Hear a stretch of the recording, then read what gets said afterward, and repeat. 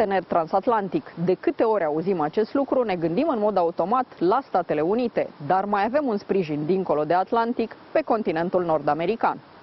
Canada este țara care susține România pe foarte multe direcții, de la apărare și tehnologie până la comerț, călătorii fără vize și francofonie. Doamna Annick Goulet este noul ambasador canadian la București și astăzi discutăm împreună despre misiunea ei aici. Sunt Cristina Cileacu. Începe Pașaport diplomatic.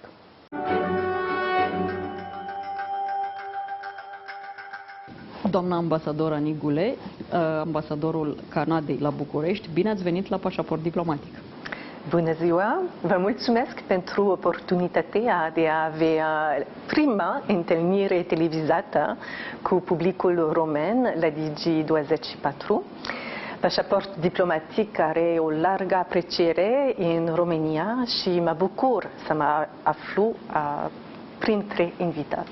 Canada apără spațiul aerian al NATO la Marea Neagră, iar piloții canadieni folosesc pentru misiunile lor baza de la Mihail Cogălnicianu. Cetățenii români pot merge în Canada fără să mai aibă nevoie de vize. Comerțul dintre țările noastre se face fără taxe. Centrala nucleară de la Cernavodă funcționează cu ajutorul tehnologiilor canadiene. Acestea sunt doar câteva exemple care spun foarte multe despre excelenta relație dintre România și statul nord-american. Și totuși, când spunem partener transatlantic, aproape că nu ne gândim la Canada. De ce? We'll continue in English, although you speak very good Romanian. Canada does quite a lot for Romania, and especially when it comes to supporting us in fighting against corruption, also in supporting us when it comes to defending the Black Sea area. And the question is, why is this support needed?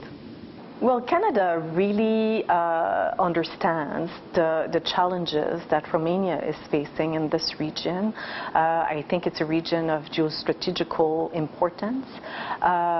There are many challenges, as I said.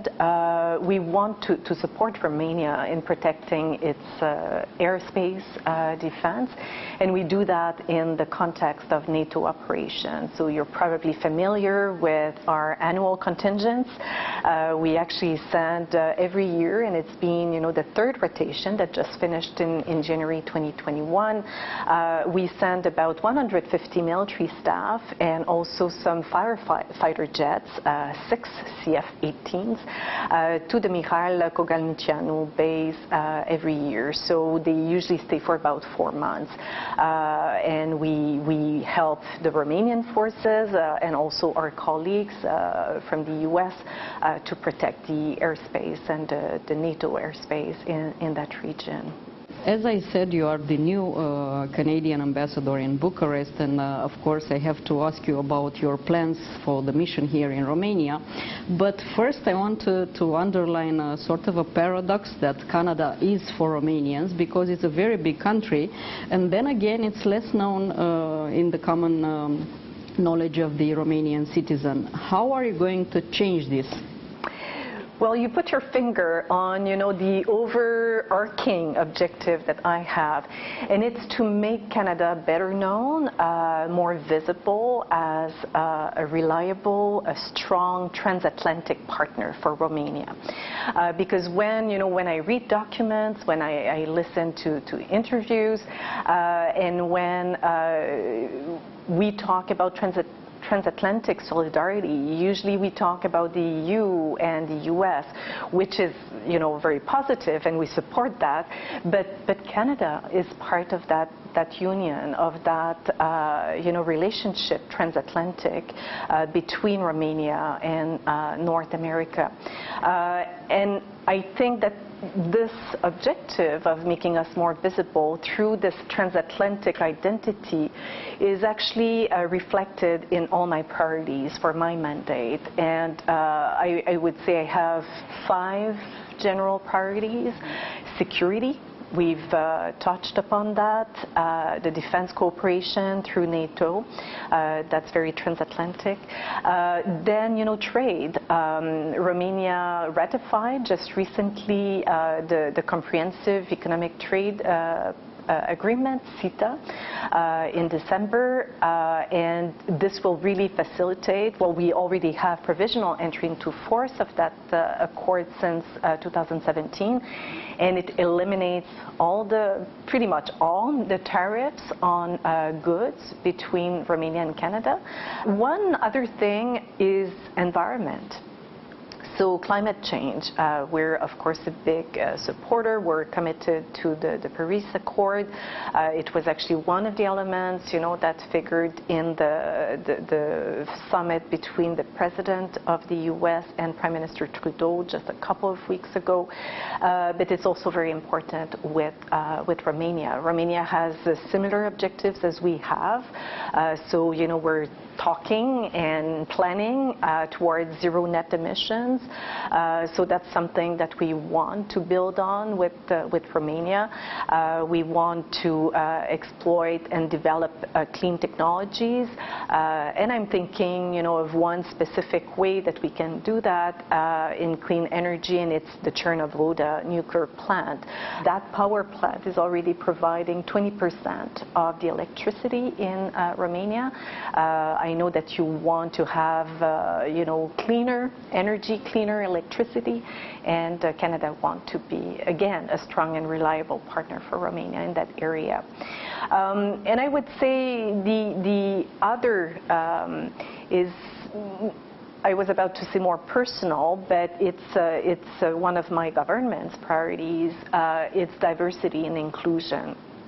So when I say personal, it's because I see it in a personal light. For me, diversity and inclusion, what I would like to focus on in Romania, it's women, and it's also francofonie. So these are the two ways that I would like to build a Canadian presence in Romania. Percepția noastră asupra lumii în care trăim depinde tot mai mult de bulele rețelelor sociale din care facem parte. Sunt atât de multe informații pe care le primim și atât de multe tehnologii care pot transforma falsul în adevăr, încât devine complicat să ții pasul. De aceea, media clasică devine din ce în ce mai importantă, pentru că este singura care mai poate folosi metode tradiționale de validare a faptelor. Journalism is part of your background, personal background, and now we are living in an era where the image counts more than the facts or more than reality. We see it all over the world, so it must be the same in Canada, of course. How can we, put forward the classical news outlets and put away, let's say, or maybe control more the social networks?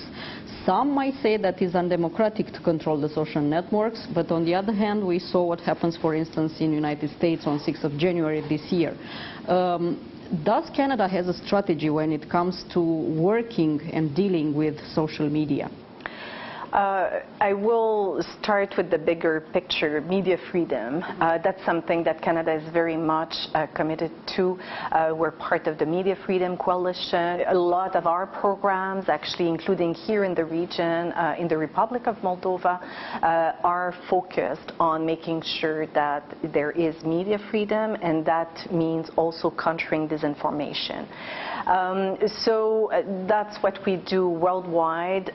In terms of social media, I find the question interesting because although I'm a former journalist and we discussed that before, I feel very much a dinosaur, when it comes to all those social media platforms. But what I've seen is, and I don't think it's only because I have, to adapt to those new means of communications. What I see is abuse of those platforms, where there's a segmentation of the debates, the public debates. So basically, people are in different chat rooms, so to speak, and they just go round and round with the same discourse, the same arguments, and you can see some groups exploiting that.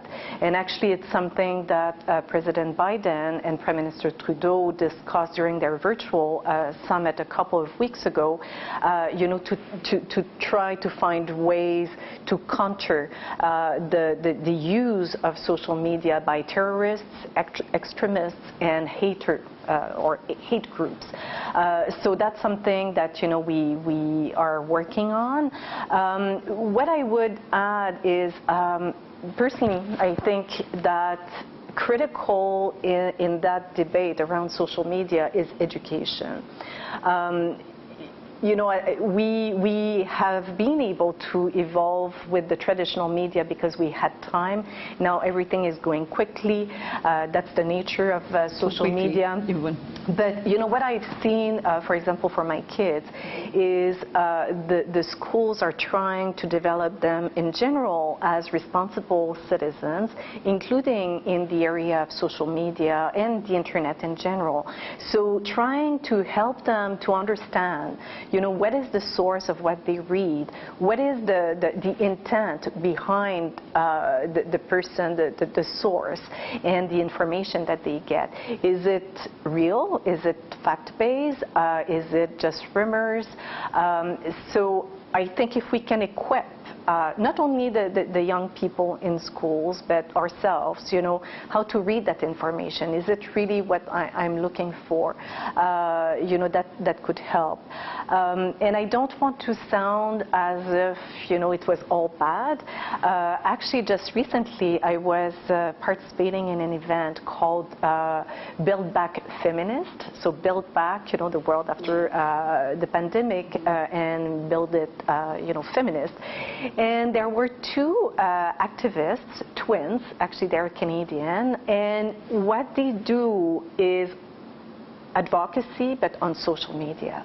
And it can work, it can actually facilitate good actions and on climate change, on, the rights of women, of girls, against human trafficking, and on other issues as well. So that's another example. Even our interview will be promoted as well on social media, if I may say so. Absolutely. No, it's useful. And I will do it as well.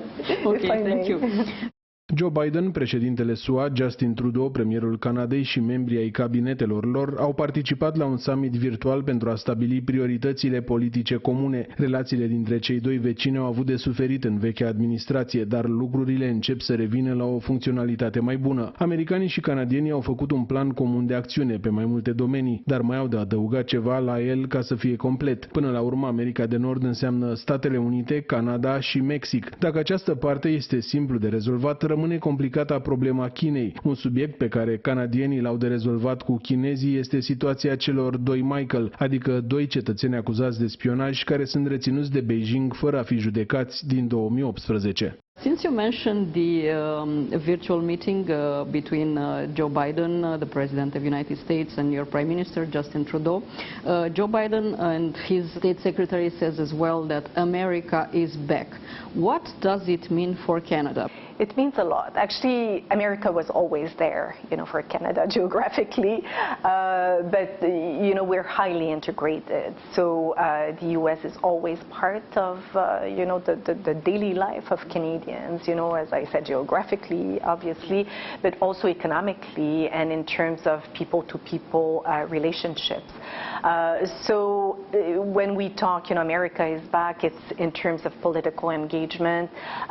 If you look at the different polls in the last couple of weeks, months, the Canadian perceptions of the U.S. has gone up because people have the impression that it will be easier to engage and easier to engage with the new U.S. administration along what we see are the values and objectives that we all support. One key point issue, let's say, of the United States with its allies, it's China. It's the same case with the European Union. It must be the same case with Canada.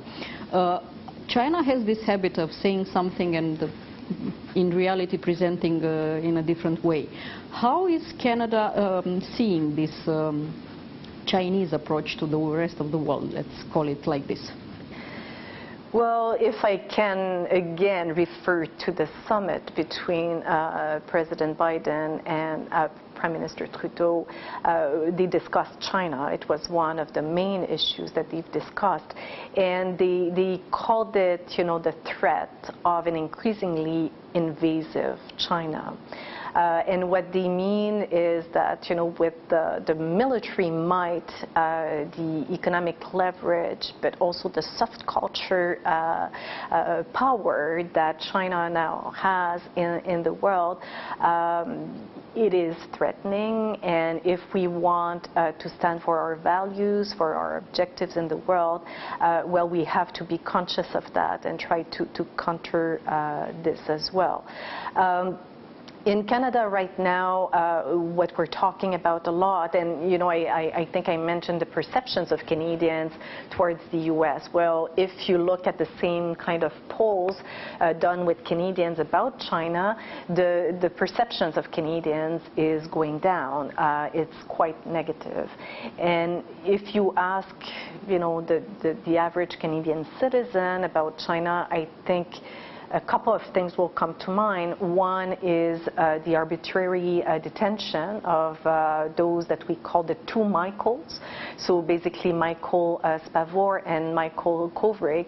They've been arrested and they've been in detention since December 2018, and Canada, has been arguing that they should be released since then.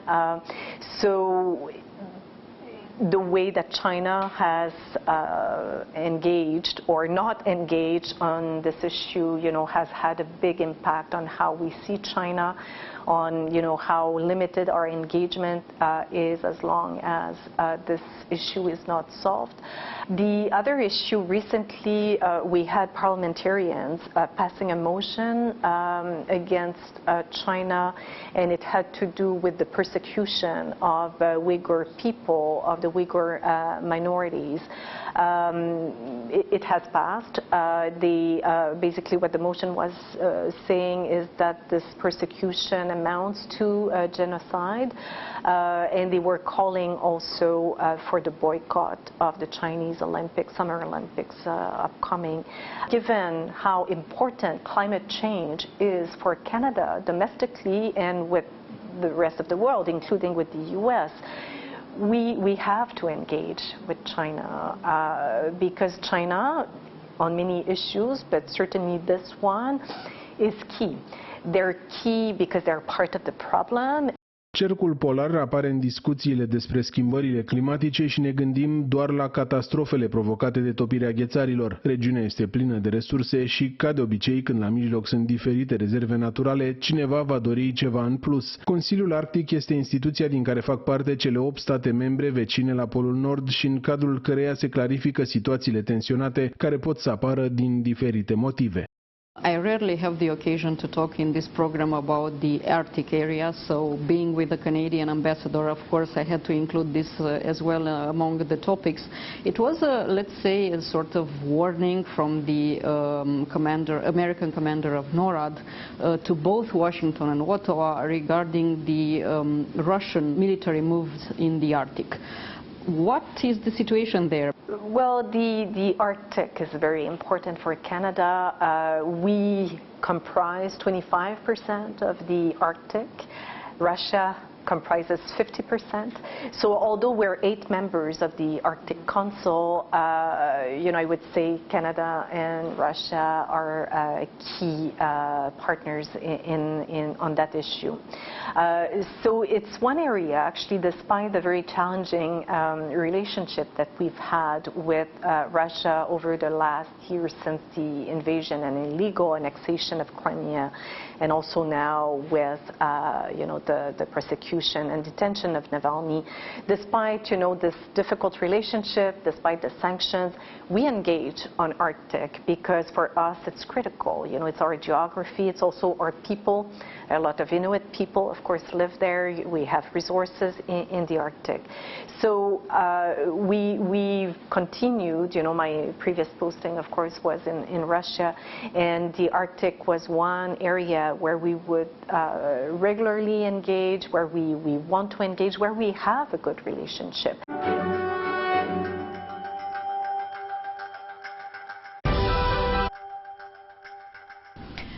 I think it's time to switch to a third language in this interview, and la francophonie est célébrée partout dans le monde chaque mois de mars. Le Canada a deux langues officielles, l'anglais et le français. Pourquoi cet équilibre est-il important? Il est à la base de ce que le Canada est. Donc à la base de notre identité, c'est le français et l'anglais. Et c'est aussi une grande partie de notre population. Donc pour nous, c'est essentiel. On veut continuer à parler le français, à l'utiliser comme langue professionnelle. Et la francophonie est une belle façon de le représenter à travers le monde. La francophonie, vous l'avez mentionné, donc il y a cet anniversaire qui est particulièrement important cette année parce qu'on vient de fêter 50 ans de la francophonie, donc on veut le célébrer de façon spéciale. Le Canada est un des membres fondateurs de la francophonie, on est très actif, on investit beaucoup d'argent aussi dans cette valeur de la francophonie. Alors, Madame l'ambassadrice, je dois dire merci, thank you, and mulțumesc pour cette interview. La fel.